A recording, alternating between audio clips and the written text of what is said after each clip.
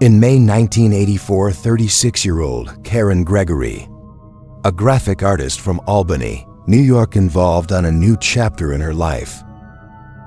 She had recently moved in with her boyfriend, David Mackey, to Gulfport, Florida, and had gotten a job as a graphic designer. In mid-May of 1984, Karen's boyfriend, David, was away in Rhode Island at a conference, leaving Karen alone at the house. Karen had decided to move her things from her old apartment that she shared with her friend, Anita Kilpatrick, to her new home with her boyfriend. On May 22, 1984, Karen collected her belongings and went back home to drop it off. Later that evening, she headed out for dinner with another friend in Nivern, arriving at Nivern's place at around 7:30 or 8 p.m. and she left Nivern's home sometime after 12 a.m. This would be the last time she was seen alive. On May 23, 1984, David called Karen from Rhode Island. However, she did not pick up her phone. He called Karen's friend Anita, but she told him that she hadn't heard from her either. David figured she may have been busy with work and decided to call her the next morning before Karen leaves for work. The next morning on May 24th, David called Karen again. However, the call went unanswered. David, now worried, called Karen's workplace, but she hadn't shown up for her work for the last 2 days. David then called his neighbor, Amy Brusler, and asked her to check up on Karen, as he was unable to reach her. Amy discovered that Karen's car was in the driveway. She knocked on the side door, however no one answered. She then tried the front door and found broken glass on the porch. Amy knocked on the door, but there was no answer.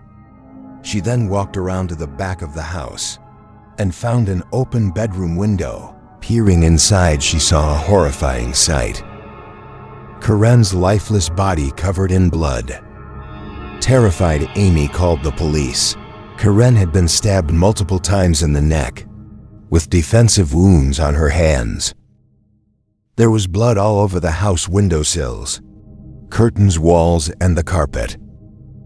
Despite the blood soiled the surroundings, the medical examiner struggled to determine the time of death or identify specific injuries due to extensive dried blood on her. Investigators suspect the attack originated in the bedroom, continued into the hallway, and Karen may have attempted to escape to the porch before being pulled back into the house. Police found several handprints, also in dried blood, on her back and her legs, but they were not of any investigative value. Strangely, Karen was wearing a black lace teddy over her t-shirt. It looked like the killer had forced a piece of lingerie on her during the attack. Additionally, investigators discovered a dried, bloody footprint in Karen's bathroom. Since Karen did not have blood on her feet, it was believed that the print likely belonged to the killer. The print showed bare feet rather than shoes, suggesting that the killer was barefoot. There was no sign of forced entry, leading authorities to consider the possibility that the killer was known to Karen. An autopsy revealed that she had been beaten, stabbed at least 13 times, and assaulted. Her cause of death was a slit of throat. There were also defensive wounds on her hands, suggesting that she had fought her attacker. It was determined that she had been dead for more than a day. Police started their investigation by questioning her friends, family, and neighbors.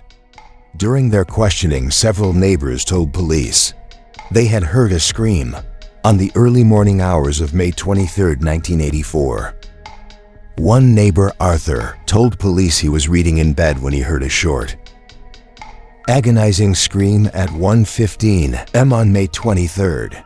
Another neighbor, Martha Burkowski, who lived directly across the street, also heard the same dream, followed by what sounded like a door slamming.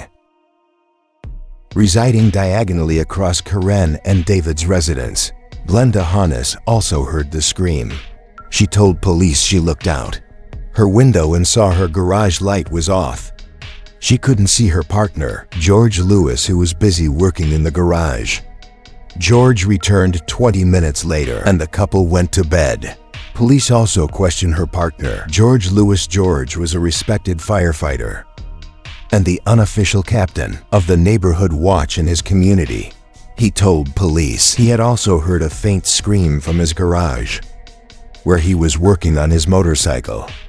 He said he had gone outside to check it out, but did not see anything. Additionally, he told the police that he had seen a man later that evening at Karen's house. The man arrived at the house in a van, knocked on Karen and David's front door. After no one answered the door, he returned to his van briefly and then placed a note on the windshield of their car.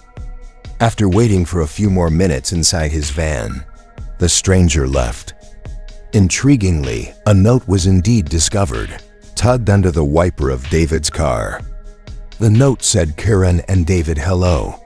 Stopped by at 7:15 or so, but saw no sign of life. Many to do tonight, so I probably won't be back. But I have something you wanted. Will be home not too late." It was found that more than a dozen neighbors had heard the scream. However, no one called the police. Karen's boyfriend, David, initially became the first suspect in the case. David had been in Rhode Island. At the time, he claimed to have been alone in his motel room during the murder hours. The police investigation revealed that it was possible to get a flight to Gulfport and return back to attend the conference. Although technically feasible, it appeared improbable. Furthermore, credit card records indicated he had only bought tickets for a single flight. When questioned if he thought anything was missing from the house, David said he wasn't sure as Karen was still moving in. However, he did remember she had bought a white-laced teddy for herself as a birthday gift just a couple of months before the murder, but the teddy was no longer there. Police were also able to track down the man who had placed a note on David's car. His name was Peter Campbell. Peter was an acquaintance of Karen's and knew David as well. He told police he had run into Karen a week ago and that she had invited him for dinner that night with her and David. When police asked what he meant by "I have something you wanted" in his note, Peter replied that he had a cassette tape that he had borrowed. Peter claimed that he did not notice the broken glass when he visited the house, although he said that he walked across the lawn to the front door and not up the walkway, and that's why he may have missed the broken glass. When asked what he was doing during the murderers, he claimed he went to shopping for camping equipment and then went home to bed. His roommate corroborated his alibi. Police also noticed that Peter had a scratch on one of his hands, which he attributed to his dog. He agreed to give police his fingerprints and footprints, and they allowed him to leave. But they still weren't convinced of his innocence. The investigation was stalled until December of 1984, when police got a new clue that changed the trajectory of the case. A woman came forward and told the police that she, too, had heard a scream that night, and that it had sounded like a long, sustained wailing. This was in direct contradiction with what they had been told by George Lewis, who claimed it was a faint scream. Moreover, this woman lived a few blocks away from Karen. It did not make sense that a woman living blocks away heard the scream, but George, who lived just across the street, heard only a faint scream. Police again brought in charge for questioning and administered a polygraph test. He insisted he only heard a faint scream, that leading him to go outside to look. He claimed he did not see anything, so he went to bed. However, the polygraph test revealed that he had been lying. When the police questioned him further, he added a new detail, claiming that he had seen a tall man with red hair standing near a tree in Karen's front yard. Investigators couldn't understand why he hadn't mentioned the man before. George said that he did not mention him before as he was afraid because the man knew where he lived. Even though police were skeptical of a story, they investigated the tip as George was a well-respected man and was even friends with some of the police officers. They showed George pictures of alleged, suspected prolos in the neighborhood, but he could not identify any of them as the man he supposedly seen that night. George had described the man as Caucasian, middle-aged, about 6 feet 4 inches tall with a muscular builder, red hair and a red beard. He said he was wearing a green shirt and black pants. He asserted that he made eye contact with the man, and feeling frightened, he quickly returned to his house. Detectives, however, found the judge's detailed description questionable. Given the distance from the garage to Karen's house and the darkness of the night, to verify George's claims, they conducted a recreation, with George's standing at the end of his driveway and a police officer walking to the spot where George claimed to have seen the man. During this test, George has struggled to provide specific details, unable to determine the color of the man's jacket or his hair. Detectives noticed inconsistencies in George's various accounts, and with each retelling, history evolved. Originally, George mentioned seeing Karen on the day of the murder, then amended it to seeing her in the kitchen window, doing dishes another time. He claimed he knew she was doing the dishes because he heard plates rattling. Detectives continue to visit George, and his stories continue to change. A woman also told police about an alleged prowler in the neighborhood. She described being watched by a man who ran away when she got closer to the window to investigate. She would later identify him as none other than George Lewis. George was again brought in for questioning and given a polygraph test. This time, he admitted to hanging around the neighbor's window, but claimed he had simply been keeping an eye on things and fulfilling his duties as the neighborhood watch captain. George was also questioned about Karen's murder. He failed a polygraph test again. He altered his story once again. Now he claimed to have walked up the street after hearing the scream, encountering the man on the lawn next to Karen and David's house. According to George, he had asked the man what was wrong, and the man threatened him, warning him not to tell anyone or face consequences.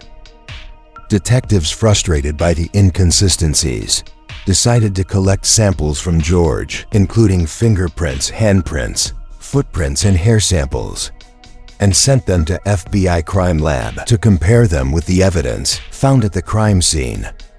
Police also looked into his past. George had allegedly abused his previous wife and had been involved in a swingers club. His friends also spoke to the police and said that he had shown sexual interest in Karen before she had even moved in with David. He had even made a comment about wanting to have an OG with her. In March 1986, almost 2 years after Karen's murder, the FBI Crime Lab informed the detectives that the footprints found in Karen's bathroom positively matched George Lewis. In an unsurprising twist, George changed his story, once again confessing to a new version of events. He now told the police that he entered Karen's house after waiting for the mysterious man to leave. He said when he walked to the house, it was dark, and when he got inside, he discovered Karen's lifeless body with her throat cut open. He panicked and ran to his house. However, police did not buy it. The police had not disclosed the last cause of death to the public, so it was publishing that George was aware her throat had been slit, especially considering the darkness in the house. Even the medical examiner had struggled to identify specific injuries on Karen's body initially, due to the substantial amount of blood on her. The final nail in the coffin was that police had interviewed a woman who revealed that a few months after Karen's murder, Georgie and Glenda had separated for a few months. The woman said that she had been dating Georgie, and on her birthday, he had given her a white lace teddy as a gift. It was the same teddy that Karen had bought but was missing from the house. George was arrested in March 1986 and charged with Karen's murder. Police believe George waited until David was out of town too, and murdered Karen. He was found guilty of first-degree murder and sexual assault and received a life sentence.